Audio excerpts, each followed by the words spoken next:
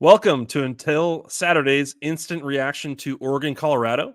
I'm Max Olson with The Athletic, joined by my colleague Stuart Mandel. Some people call us the Strike Force 2, and we are here to break down Oregon, Colorado. Stu, was it a close game? I was right on the edge of my seat the whole time, right? Just Yeah. this battle of Bo Nix and Shedeur Sanders. No, it actually reminded me very much of the infamous 2012 Notre Dame Alabama national championship game where after one series, you're like, oh, I see what's going to happen here. Yeah. We knew they would come back to earth at some point, and just the difference in talent and especially up front in the, on the trenches between Oregon and Colorado was really evident, pretty quickly in that game. Yeah, no kidding. Final score, Oregon 42, Colorado 6. The Buffs did get a score late against backups. One of the more dominant first half performances I've seen in a while, probably one of the most dominant we'll see all season, honestly, in a ranked game. Quite a statement by Oregon, who certainly looks like they are properly ranked at this point in the season and is going, will contend for a Pac-12 title. Stu, I guess to start off, what did you think of the performance today from Dan Lanning, who it seems was a lot saltier about the Coach Prime takeover than he let on this week? It's hard to figure out if he is truly that fed up with Deion, which, as his comments seem to indicate, both in the pregame and the halftime, or if he's like, he knew this is going to be a show, right? There's going to be 10 million something people that tune in for this, and which they're tuning in for Colorado, but it became a real showcase for himself and for Oregon and for Bo Nix. You could see how confident he was when he did the fake punt from his own 17. That told me that he's not too worried about and running it whether to they're the going to win this game. 305-pound defensive lineman on that play as well. Yeah, saw something on tape to indicate that they'd be able to pull that one off. Yeah. I could look, if you're another coach in the Pac-12 and especially the coach of a top 10 team, I could see where the rest of the country's enamored with Deion. I could see where if you were somebody else in the conference, you'd be really annoyed that your very good football team and your Heisman candidate quarterback have not gotten nearly the attention as this guy over in Boulder. And based on the comment about we're going for wins, not clicks, that frustration seemed to be pretty evident in that moment. We at The Athletic, of course, are generally going for clicks over wins. So I took that a little bit personally, but in some ways you could say like it's a very good thing for Oregon and that fan base to draw that kind of a, when the Prime show comes to town. I mean, that game was a sellout. The crowd stayed till the end. You're right. The rating is going to be crazy on that. Like everybody got up for that game. And look, Dan Lanning's also a disciple of Kirby Smart. That guy is going to figure out his angle in pregame that is going to get guys jacked up, and certainly it worked in that one. I think it brings things back down to earth a little bit. And look, we're as guilty as anyone of building this thing up as the biggest story in sports, and it is, right? I mean, the start was. I think the Deion Sanders effect at Colorado, that story is fascinating and incredible. The Colorado football team is like not incredible yet, right? I mean, they are much improved. They're going to end up being one of the most improved teams in the country, certainly in the Pac-12. And to me, this game doesn't really change my overall expectations for them that much, but certainly you get a little bit of a reality check, I think, when it comes to lining up with a real top 10 team. And Stu, there's just a bunch of moments in that game that it was just kind of a bully ball kind of game, to convert a 2nd and 21 with a 25-yard run up the middle. I thought that you mentioned the fake punt at the end of the first half, the way that the Ducks just drove down the field with hitting wide open guys, kind of playing 7-on-7. Like they just, they had Colorado's number and they were not going to show any mercy today. Yeah, and I figured that they would have trouble stopping Oregon, right? We knew coming in here, Colorado is not known for their defense. What had to be pretty frustrating, alarming if you're a Buffs fan is that as good as Shedeur has looked through the first 3 weeks, he can't do anything if you can't protect him. And it's not all on the offensive line. He also kind of runs around and holds the ball for too long and turns these sacks that could be for 5 or 6 yards into 14 yards. Yeah, they were going to come back to earth at some point. I look, I'm not naive. I've seen all the people who are, fed up with all the Deion coverage. It's still been, an absolutely enormous story. It's transcended college football. Totally. But don't mistake all of that stories for like, we think they're going to win the national championship. I mean, that was never in the, I mean, what happened today is what I thought was going to happen in the TCU game. And the fact that they not only didn't get clobbered, right, with this, complete rebuild of a roster, but won that game against a team that had been the national championship game is what caught everybody's attention, and the momentum just built over the last 2 weeks. The logical question at this point is, okay, so Colorado's not going to go into the playoff, but I also don't think they're going to go 3-9. What does the rest of this season looks like? Obviously, turning around and playing USC and Caleb Williams next week, still without Travis Hunter. One of their good receivers went down toward the end of the game. I shudder to think what Caleb Williams is going to do to that defense next week. And there's a lot of good quarterbacks in that conference, but there are some teams at the bottom of that conference that they should beat. Yeah, I think when they see the viewership numbers on this, Caleb Williams will definitely get the point of, hey, this game next week, this is the week to go have some Heisman moments, because you can kind of pull away in the race with everybody watching this game next week. I think USC is going to beat them up, but I think if we're being realistic still with Colorado, I could still see them winning 6 games. I don't think that this game alone tanks anything for them, really. I mean, I think that the schedule sets up for them.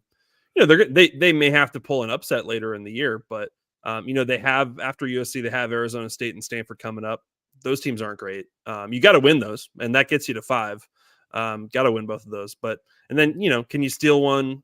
In November, can you win the home finale against Arizona, or pull an upset against a pretty good team?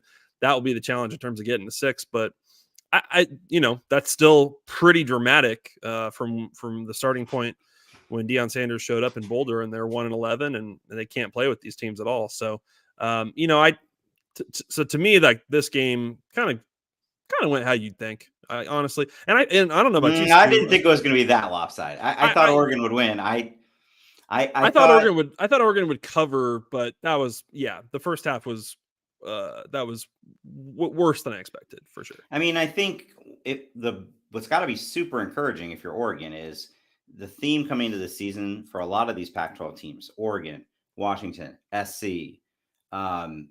They have these great quarterbacks coming back, but they weren't very good on defense last year. Right. And as I kept saying, the team that ends up winning this conference will be the one that figures it out on the defensive side of the ball. And that was an absolutely dominant performance from Oregon's defense, which, much like other teams, has been helped by some transfers. And this being the second season in Dan Lanning's system. So when you're saying, like, I wouldn't yet go to, there's only 2 teams left Colorado can beat, because not everybody in this conference has the kind of defense that we saw from Oregon today. Yeah. And, not everybody's gonna, I mean, they were hopeless, right? Oregon or Colorado was just helpless to protect Shedeur, but not every Pac-12 team. In fact, I don't know that USC has that. That's going to be what's interesting next week. Yeah, that's fair. All the criticism there over Alex Grinch and that defense. Well, we'll see, because they're going to be playing in Boulder at 9 a.m. Pacific on their body clocks, and I have no doubt Caleb Williams will do whatever the heck he wants against that Colorado defense. But the other side of the ball gets interesting. It does. If you go look at the rushing total for this game, Shedeur Sanders took 7 sacks. He lost 73 yards on those sacks. He holds the ball too long. He did hold the ball too long, and there were just some of those plays. There was not even a chance to go find the primary receiver. The heat was on him right away. That would be the question that scares you a little bit, and it's been a consistent thing over 4 games. Let's be honest, right? Can you protect Shedeur Sanders and keep him on the field for 12 games? I think he's done an awesome job up until today in terms of handling that pressure, moving outside the pocket, still hitting plays downfield. Today was the day where that felt like that offensive line was pretty overmatched. And look, that offensive line probably is improved from last year's Colorado offensive line, but that's the spot you just couldn't dramatically upgrade in the portal this year, and so how that group holds up is going to be the big question mark in terms of, can this team, hang in some shootouts, like you said, and have a chance to win a bunch more games. Sean Lewis, their OC, the guy that came from Kent State, did a really good job in the opener of, he knows what he's got at offensive line. And it seemed like he schemed it so that early on, Shedeur was just doing a lot of quick throws, a lot of scramble, bootleg, throw it. And then once TCU had to adjust to that, he started taking some deep shots. And I think this matchup didn't allow for that because Oregon has good corners. And clearly they trust those guys in one-on-one and sent the house after Shedeur. So that could be the formula, right? People are going to watch that tape and go, oh, so that's how you do it. That's how you keep Shedeur Sanders from throwing for 510 yards on you. Yeah, I do want to mention, let's not downplay what the Ducks did. Stu, how high are you on Oregon now after just watching them play? Until they pulled Bo Nix. I mean, 3 quarters of about as good a football as they're going to play all year, probably. Well, speaking of offensive line, as we went into the season, I knew not all of USC, Washington, Oregon, UC, like these teams aren't all going to be top 10 teams. And the one, unfortunately, after watching today, that I was a little down on was Oregon because they lost so many veterans on offensive line. They've been great they were great even before this game. They had a great performance at Texas Tech, came back and won that game. I think they've got a shot to win the Pac-12. They play Washington in a few weeks in that great rivalry game. Washington has been as dominant as anybody in the country so far this season. Utah held UCLA to 7 points just now. Utah has beaten 3 Power 5 teams. They haven't even gotten their starting quarterback yet. So it's going to be a very They're playing some defense race this year. They're playing some defense. It's going to be a very competitive race in the conference. And Oregon, to me, is right in that mix. Why wouldn't they be? They've got the quarterback. They've got the running game. And again, like the takeaway from today is, because Oregon was really bad on defense last year. I mean, they just were. They were. Missed a lot of tackles. Didn't get great pressure on the quarterback. They brought it all today, and that's a great sign for them. Yeah, I think when we were doing our preseason playoff picks, thank goodness I did not have Clemson, and I dodged some of the ones that are off to a rough start. But Oregon was the one, honestly, that was pretty tempting in terms of I think they potentially could win the Pac-12, and that maybe that's going to require things going wrong for USC, and the schedule's tough. I mean, that's just the way the conference sets up this year. Whoever runs through this gauntlet is going to be an incredibly impressive team, I feel like. But Oregon is the one that I feel like, as of today, I could see them reaching the Pac-12 title game in what's going to be a really pretty incredible race here over the next 2 months. And that's as good as it's going to, it's going to look for them. And remember, they're still just in year 2. I mean, they're still growing up. Yeah. But I think a lot of this race will come down to schedules because we don't have divisions in the Pac-12 anymore. Remember last year, Utah got in there because of a weird tiebreaker where Washington had lost to Arizona. Anyway, the tough thing for Oregon is they're playing Washington on the road. They're playing Utah on the road. They do get USC and Oregon State at home. Who you get out of that group and where you play them, I think, is going to be a big deal. We got Oregon State, Washington State on right now for the Pac-2 championship.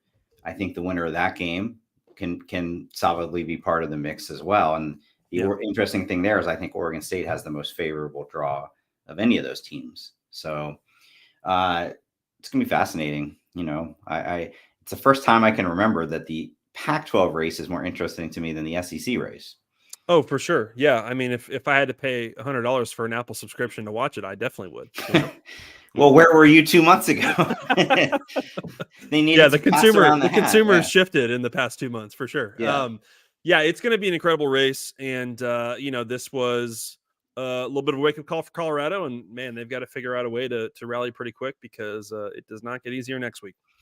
Dabo went and found a kicker, right? From can Deion find an offensive line? Somebody like a 6'5", 330-pound guy who's like taking online classes at CU somewhere right now that they could get to campus in time for the USC game. Just like ask the basketball team if they've got some like out of shape, big dudes that can play some tackle for them or something. Yeah. I mean, why not throw it out there? Yeah. I could see that boosting them. Well, it's going to be fun to see how the Buffs rally from this. I think Oregon, huge statement from them in a big prove it day for really a bunch of the Pac-12 contenders. Stu, thanks for hopping on for this. Thanks to everybody for watching. Again, be sure to hit that like and be sure to hit that like button and subscribe, and be sure to tune in tonight for Ari Wasserman and David Ubben recapping the day. For Stuart Mandel, I'm Max Olson. Thanks so much.